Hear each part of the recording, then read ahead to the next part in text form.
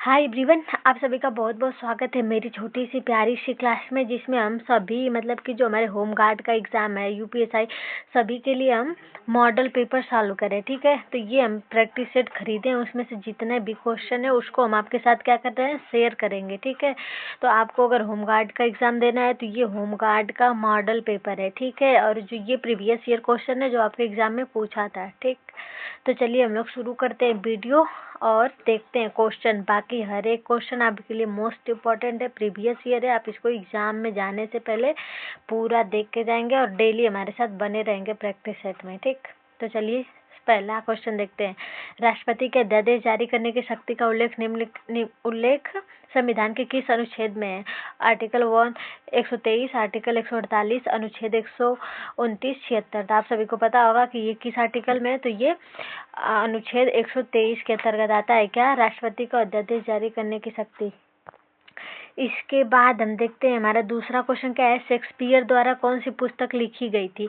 तो कौन सी? Gulliver's travels, ये तो एकदम नहीं होगी। फिर इसके बाद डिवाइन कॉमेडी, ये भी नहीं है। मीन कैम्प, ये भी नहीं। तो आपका राइट आंसर क्या होगा? हेमलेट। किसके द्वारा लिखी गई? तो ये शेक्सपियर के द्वारा लिखी गई पुस्तक का नाम क्या है? तो हेमलेट है। ठीक है, अब देखते हैं हमारा मोस्ट इम्पॉर्टेंट क्वेश्चन क्या है कि भारत में जीएसटी मतलब यानी कि वस्तु एवं सेवा कर को कब लागू किया गया? तो ये 1 जनवरी 2017 को, 1 अप्रैल 2017 को, फिर इसके बाद 1 जुलाई 2017 को, फिर 1 मार्च 2017 को। इसका राइट आंसर क्या होगा? 1 जुलाई 2017 को क्या लागू की गई थी? जीएसटी। आप सभी को पता होगा। ठीक है, अब देखते हैं हमारा अगला क्वेश्चन क्या है कि भारतीय रिजर्व बैंक की स्थापना किस आयोग या समिति के संतुष्टियों के आधार पर किया गया था? तो यंग हंटन आयोग, राजा चलैया समिति, भूरेलाल समिति, वाचु समिति। तो इसका राइट आंसर क्या होगा? यंग हिल्टन आयोग। ठीक, तो ये सब आप सबके लिए सारा इम्पोर्टेंट क्वेश्चन है जो PYQ है पूरा। ठीक है, हम जो एक प्रैक्टिस सेट लिए उसी में से आपको करवा रहे हैं। ठीक है, तो अगला क्वेश्चन क्या है? अगला क्वेश्चन है निम्नलिखित में कौन सा केंद्र सरकार का प्रत्यक्ष कर है?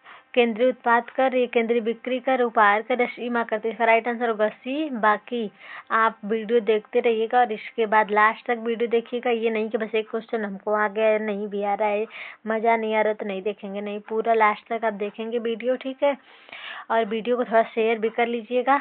इसके बाद आप बताइएगा कि आपको कौन सा सब्जेक्ट का प्रैक्टिस सेट चाहिए। ठीक, फिर इसके बाद हमारा अगला क्वेश्चन क्या है। संसद द्वारा किस वर्ष राष्ट्रीय सुरक्षा अधिनियम यानी कि नेशनल सिक्योरिटी एक्ट एक निवारक निरोध कानून लागू किया गया था? इसका मतलब क्या है? ये क्या था? राष्ट्रीय सुरक्षा अधिनियम की कोई भी किसी को बिना मतलब बिना बताए उसको क्या कर सकते हैं, उसको डिटेन कर सकते हैं। ठीक, ये कानून आया था कब? 1980 में आया था। ठीक, इसके बाद हम अगला क्वेश्चन देखते हैं। सोशल मीडिया से किस प्रकार के अपराध बहुत से अधिक संख्या में उपयोगकर्ताओं को अनवांछित संदेश भेजे जा रहे हैं? फिशिंग, स्पूफिंग, या तो साइबर स्टॉकिंग, या तो स्पैमिंग। तो कौन सा रहेगा? इसका राइट आंसर रहेगा स्पैमिंग।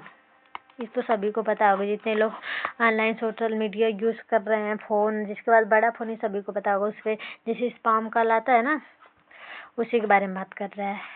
अब अगला क्वेश्चन हम देखते हैं। हमारा अगला क्वेश्चन क्या है, और आज हम मोस्ट 50 क्वेश्चन करेंगे। ठीक है, फिर कल 50, ऐसे डेली 50 कर करके आपका जब तक होम गार्ड का एग्ज़ाम होगा या तो फिर हमारा यूपीएसआई का एग्ज़ाम है जो अभी 2 मंथ है, तो 50 करते करते हम लोग पूरा जितने भी प्रीवियस ईयर है सारा कर लेंगे। ठीक, अगला क्वेश्चन क्या है। प्रधानमंत्री सूर्योदय योजना निम्नलिखित किससे संबंधित है? सूरजमुखी की खेती से, ग्रामीण आवास, निःशुल्क LED बल्ब वितरण से, या तो फिर रूफटॉप सोलर पैनल से। तो इसका राइट आंसर क्या है? डी। किससे संबंधित है? रूफ टॉप सोलर पैनल से क्या है? संबंधित है। ठीक, अब देखते हैं हमारा अगला क्वेश्चन क्या है। द्वितीय विश्व युद्ध के दौरान जापान पर किस देश ने परमाणु बम गिराया था? इसको सभी को पता होगा, किसने? USA ने, यानी अमेरिका ने। फिर इसके बाद हमारा अगला क्वेश्चन क्या है।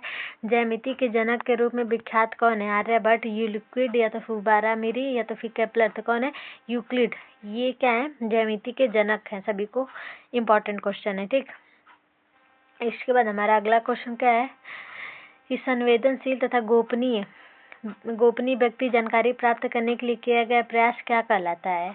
तो इसका क्या कहलाता है? कैट फिशिंग, स्मिंगिंग, या तो फिशिंग स्कैम, या तो फिर हैकिंग। तो इसका राइट आंसर क्या होगा? सी। कौन सा? फिशिंग स्कैम, इसका क्या होगा? राइट आंसर होगा। ठीक,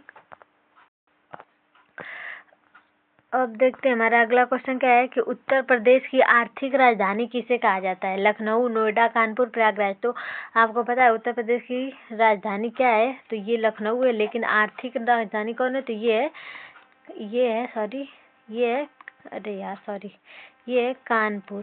ठीक, ये है कानपुर उत्तर प्रदेश की आर्थिक राजधानी। ठीक, इसके बाद हमारा अगला क्वेश्चन क्या है कि गुजरात के किस शहर को भारत के पहले ग्रीन फील्ड स्मार्ट सिटी के रूप में विकसित किया गया? तो ये धोलेरा, मोरबी, अमरेली या तो भावनगर। तो इसका राइट आंसर क्या होगा? राइट आंसर इसका ए है। कौन सा रहेगा? धोलेरा, जिसको कि गुजरात के ग्रीन फील्ड सिटी के नाम से जाना जाएगा, यानी विकसित किया जाएगा।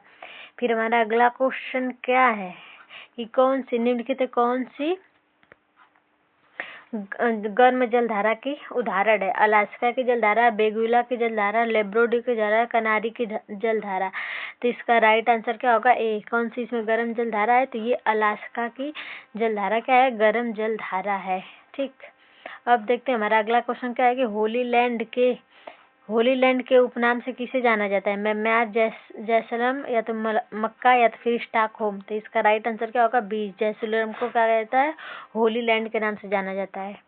अब देखेंगे हमारा अगला क्वेश्चन क्या है। नोबेल पुरस्कार जीतने वाले प्रथम भारतीय कौन थे? सीवी रमन, रविंद्रनाथ टैगोर, एस सत्येंद्र या तो फिर एस चंद्रशेखर या सत्येंद्र नाथ बोस। तो इसका राइट आंसर क्या होगा? रविंद्रनाथ टैगोर कब पाए थे? 1913 में इनको क्या मिला था? नोबेल पुरस्कार। और किस पुस्तक के लिए? आप इसको कमेंट करके बताइएगा कमेंट सेक्शन में। ठीक, अब देखते हैं हमारा अगला क्वेश्चन क्या है कि अंतर्राष्ट्रीय श्रम संगठन का मुख्यालय कहाँ स्थित है? पेरिस, वियना, जनेवा या ब्रुसेल्स। तो इसका राइट आंसर क्या होगा? थोड़ा सा कमेंट करके बताइएगा, जान दीजिए, हम ही बता देते। इसका राइट आंसर होगा जेनेवा। ठीक, अब देखते हैं हमारा अगला क्वेश्चन क्या है। किनके जन्म दिवस को अंत्योदय दिवस के रूप में मनाने की घोषणा की गई थी? अटल बिहारी वाजपेयी, एपीजे अब्दुल कलाम, पंडित दीन दयाल उपाध्याय या तो श्यामा प्रसाद मुखर्जी। तो इसका राइट आंसर क्या होगा? पहले तो क्वेश्चन देख लीजिए, किसके जन्म दिवस को अंत्योदय दिवस के रूप में मनाए जाने की घोषणा की गई थी? किसके? तो ये पंडित दीन दयाल उपाध्याय को अंत्योदय दिवस के इनके जन्म दिवस के दिन ये मनाया जाएगा। ठीक, और हमारा 27वां क्वेश्चन क्या है कि भारत में सर्वोत्तम चाय कहाँ पे पैदा की जाती है? असम, अरुणाचल प्रदेश, नागालैंड, दार्जिलिंग। तो इसका राइट आंसर क्या होगा? ये दार्जिलिंग में उत्तम प्रकार की क्या चाय उगाई जाती है। ठीक, अब देखेंगे हमारा अगला क्वेश्चन। निम्नलिखित में से उज्बेकिस्तान की राजधानी कौन सी है? ताशकंद, बिश्केक, दुशानबे या तो एशगाबाद। तो इसका राइट आंसर क्या होगा? ताशकंद, जो उज्बेकिस्तान की क्या है? राजधानी है। ठीक है, अब देखेंगे हमारा अगला क्वेश्चन, यानी कि 2011 की जनगणना के अनुसार किस राज्य में लिंगानुपात सबसे कम है? तो ये झारखंड, उड़ीसा, बिहार, असम। तो ये सबसे कम लिंगानुपात कहाँ पे? ये हरियाणा में है। ठीक है, बाकी आप वीडियो को ज़्यादा से ज़्यादा शेयर करिएगा और ठीक है वीडियो को। अब देखते हैं हमारा अगला क्वेश्चन क्या है। हमारा अगला क्वेश्चन है ऑपरेशन फ्लड का प्रारंभ कब हुआ था? तो 1975, 1957, 1970, 1985। तो ये कब हुआ था ऑपरेशन फ्लड का प्रारंभ?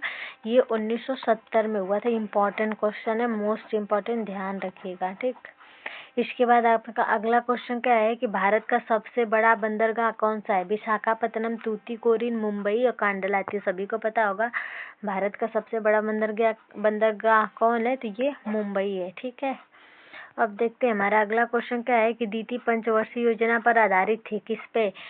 हेराल्ड डोमर मॉडल या तो मानोबिस मॉडल या तो फिर सैमसन मॉडल या तो फिर आगत निर्यात मॉडल। तो प्रथम किस पे थी? सॉरी, कौन सा है? द्वितीय है। तो द्वितीय किस पे है? तो ये महालनोबिस मॉडल पे। ठीक, अब देखते हैं हमारा अगला क्वेश्चन क्या है।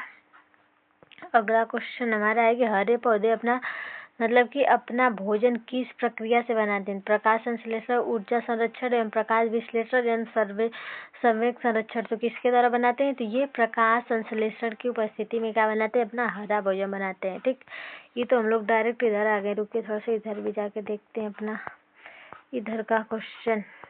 चलिए, 32वां क्वेश्चन क्या है कि यूएनडीपी का पूर्ण रूप क्या है, मतलब कि इसका फुल नेम क्या है, UNDP का है। तो इसका यूनिवर्सल नेशनल डेवलपमेंट पार्टी, या तो यूनिक नेशनल डेमोक्रेटिक प्रोग्राम, या तो फिर यूनाइटेड नेशंस डेमोक्रेटिक प्रोग्राम, या तो फिर यूनाइटेड नेशन डेवलपमेंट प्रोग्राम। तो आपके हिसाब से कौन होगा? तो इसका राइट आंसर डी होगा। क्या?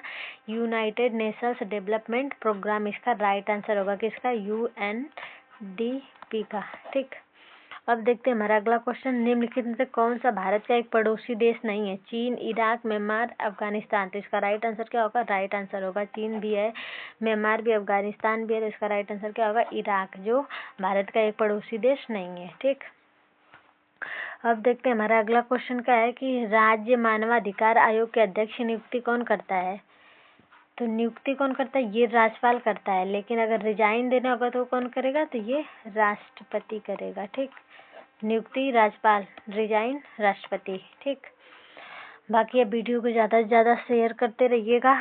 ठीक, ताकि हमें भी थोड़ा सा सपोर्ट मिले और हम डेली नए उत्साह के साथ एक वीडियो बनाएं। ठीक है, बाकी ये सारा प्रीवियस ईयर क्वेश्चन है। ठीक, तो इसको आप पूरा करिएगा, और ये नहीं कि बस आधा देख के भाग जाएं, पूरा लास्ट तक वीडियो देखिएगा। ठीक है, और वीडियो को शेयर भी करना, और हमारे चैनल Genius.102 को क्या करना है? सब्सक्राइब करना है। तो ध्यान से। ठीक, अब देखते हैं भारतीय दलहन अनुसंधान संस्थान का मुख्यालय कहाँ पे है? कानपुर, बैरकपुर, लखनऊ, नागपुर। तो इसका राइट आंसर क्या होगा? कानपुर में क्या है?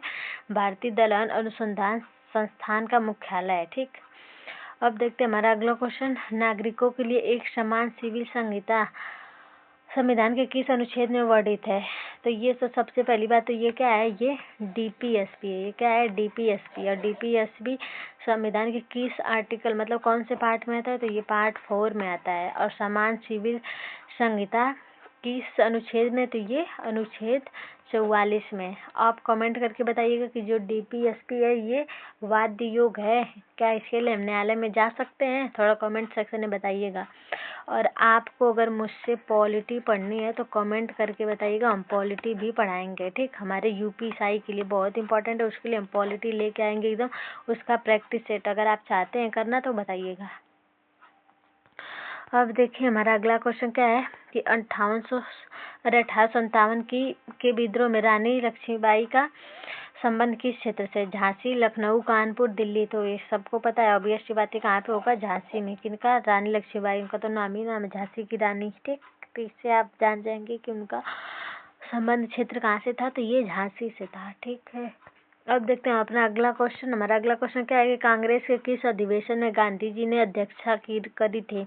1924, 1917, 1925, 1907 में। तो आप बताइए कि गांधी जी ने किस अधिवेशन में अध्यक्षता की थी? तो ये करे थे 1924 में, जो कहाँ पे था? बेलगाम में। ठीक है, और आपको ये पता होगा कि कांग्रेस अधिवेशन में गांधी जी बस एक बार ही पार्टिसिपेट किया था। ठीक, अब कमेंट में बताइएगा कि गांधी जी कौन से गोलमेज सम्मेलन में शामिल हुए थे, और कौन सा वो व्यक्ति था जो जो तीनों गोलमेज सम्मेलन हुआ था उसमें शामिल थे। ठीक, अब देखते हैं हमारा अगला क्वेश्चन। संविधान, भारत के संविधान का कौन सा अनुच्छेद ग्राम पंचायत के संगठन से संबंधित है? अनुच्छेद 38, अनुच्छेद 44, अनुच्छेद 36, अनुच्छेद 40। तो आप बताइए कि ये कौन से अनुच्छेद में आता है? क्या ग्राम पंचायत का गठन कौन से अनुच्छेद में आता है? तो पहली बात ये किसका भाग है?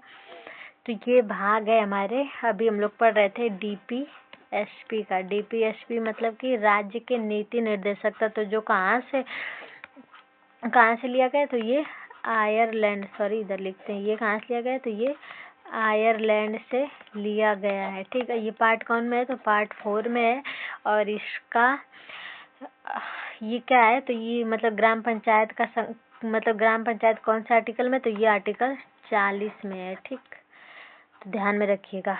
अब देखते हैं हमारा अगला क्वेश्चन क्या है कि भारत के मुख्य न्यायाधीश की नियुक्ति कौन करता है? मतलब कि भारत के मुख्य न्यायाधीश की नियुक्ति कौन करता है? उपराष्ट्रपति, राष्ट्रपति, प्रधानमंत्री, राज्यपाल। तो ये कौन करेंगे? ये राष्ट्रपति जी करते हैं। ठीक, बाकी मुख्य जो न्यायाधीश है वो रिजाइन किसको देता है? कमेंट में बताइएगा। और भारत का सुप्रीम कोर्ट कौन से आर्टिकल में आता है ये भी बताइएगा। ठीक है, इसके बाद हम देखते हैं आम चुनाव में वोट देने का अधिकार कौन सा अधिकार है? मौलिक अधिकार, संविधान अधिकार, या तो वैधानिक अधिकार, या तो फिर राजनैतिक अधिकार। तो इसका राइट आंसर क्या होगा? इसका राइट आंसर होगा बी। क्या होगा? ये वैधानिक अधिकार है। कौन सा? वोट देने का अधिकार। ठीक। अब देखते हैं हमारा अगला क्वेश्चन क्या है कि म्यांमार का मुख्य धर्म कौन सा है? म्यांमार का मुख्य धर्म कौन सा है? तो इसका राइट आंसर क्या होगा? इसका राइट आंसर होगा, पहले तो कौन है, इस्लाम, जैन धर्म, बौद्ध धर्म, या तो ईसाई धर्म। तो इसका राइट आंसर कौन होगा? इसका राइट आंसर होगा बौद्ध धर्म। क्या है? म्यांमार का मुख्य धर्म है। ठीक। इसके बाद हम देखते हैं निम्नलिखित कौन सा मंडल सबसे ठंडा, कौन सा सौरमंडल का सबसे ठंडा ग्रह है? तो सभी को पता होगा कौन सा है। तो ये मंगल है कि नेपच्यून है कि शनि है कि यूरेनस है? तो इसका राइट आंसर क्या होगा? इसका राइट आंसर होगा नेपच्यून, जो कि सौरमंडल का सबसे लास्ट और सबसे ठंडा ग्रह है। ठीक है। अब बताइएगा कि नेपच्यून की खोज किसने करी है? थोड़ा सा बताइएगा, इजी है, बार बार क्वेश्चन में पूछता है। अब देखते हैं हमारा अगला क्वेश्चन क्या है कि कर्नाटक का कोलार क्षेत्र निम्नलिखित से किस खनिज के लिए जाना जाता है? कोयला, सोना, तांबा, पेट्रोलियम। तो किस खनिज के लिए जाना जाता है? तो ये सोना के लिए जाना जाता है। कर्नाटक, यहाँ पे आप याद सकते हैं कि सोना के लिए नाटक करती है। ठीक। सोना के लिए नाटक करती है, यानी कर्नाटक का बात होगा तो आप जान जाइएगा कि सोना वाला क्षेत्र है। ठीक। अब देखते हैं हमारा अगला क्वेश्चन क्या है कि केंद्रीय औषधि संस्थान कहाँ पे स्थित है? औषधि वाला, तो ये कहाँ पे होगा? ये लखनऊ में होगा, लखनऊ। और इसकी ये कहाँ की राजधानी है? तो ये यूपी की राजधानी है। और इसकी आर्थिक राजधानी कौन है? अभी हम बताए थे कौन थी इसकी आर्थिक राजधानी, तो कानपुर इसकी आर्थिक राजधानी है, याद रखिएगा। ठीक। अब देखते हैं हमारा अगला क्वेश्चन क्या है। 45 हो गया, रुक जाइए। इसके बाद हमारा, चलिए तो हम लोग देख चुके हैं कि ऑपरेशन फ्लड का प्रारंभ कब हुआ था? 1970 में। फिर भारत का सबसे बड़ा बंदरगाह कौन सा है? तो ये मुंबई है। फिर इसके बाद द्वितीय पंचवर्षीय योजना का किस मॉडल पे आधारित थी? तो ये महानोबिस मॉडल पे आधारित थी, तो अभी हम लोग देखे हैं। फिर इसके बाद हमारा अगला क्वेश्चन क्या है, हरे पौधे अपना भोजन किस प्रक्रिया से बनाते हैं? तो ये प्रकाश संश्लेषण की प्रक्रिया से बनाते हैं। ठीक। चलिए तो अपना क्वेश्चन यहीं पे समाप्त करते हैं। ठीक। 50 क्वेश्चन हो गया है। बाकी आपको क्या करना है, आपको वीडियो को ज़्यादा से ज़्यादा शेयर करना है और हमारे चैनल को सब्सक्राइब करना है, जीनियस पॉइंट 102 को। ठीक। ताकि हम कल एक और भी प्रैक्टिस सेट के साथ मिलें। और आपका होमवर्क वाला क्वेश्चन ये है कि भारतीय रिजर्व बैंक यानी आरबीआई का राष्ट्रीयकरण किस वर्ष हुआ था? आप क्या करेंगे? आप कमेंट सेक्शन में बताएंगे। बाकी थैंक यू, मिलते हैं कल नेक्स्ट मॉडल प्रैक्टिस सेट के साथ। ठीक। बाय बाय, ध्यान रखिएगा अपना।